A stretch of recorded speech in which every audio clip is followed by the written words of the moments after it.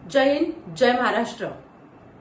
बीजेपीचे प्रवक्ते नवनाथ बन म्हणतात, आधी महाविकास आघाडीच्या कारभाराचा हिशोब द्यावा आणि मग राम मंदिर ट्रस्टचा हिशोब मागवा।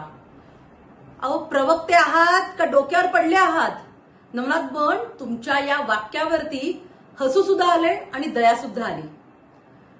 महाविकास आघाडी हे कुठले हिंदूंचे श्रद्धास्थान नाहीये, कुठला ट्रस्ट नाहीये की त्यांच्याकडे तुम्ही हिशोब मागावा।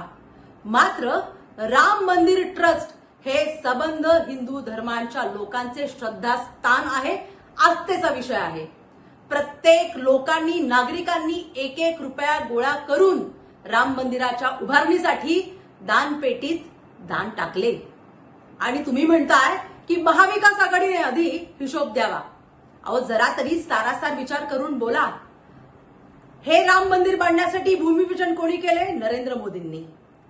याचं उद्घाटन केलं नरेंद्र मोदींनी, ट्रस्ट बनवला नरेंद्र मोदींनी, याच्यावरती माणसं सुद्धा नेमली नरेंद्र मोदींनी। मग आज जर आम्ही राम मंदिराच्या चोरीबाबत प्रश्न विचारतो आहोत, तर तुम्ही त्या प्रश्नांना चुकीच्या पद्धतीने बगल देत आहात। अहो, जनता पाहतीये की तुम्ही सत्तेत येण्यासाठी हे राम मंदिर उभारणीचे काम हातात घेतले। रामाला सुद्धा वाईट वाटेल अशा पद्धतीनं राम मंदिराच्या दानपेटीची चोरी केली। ही पापं कुठं फेडाल?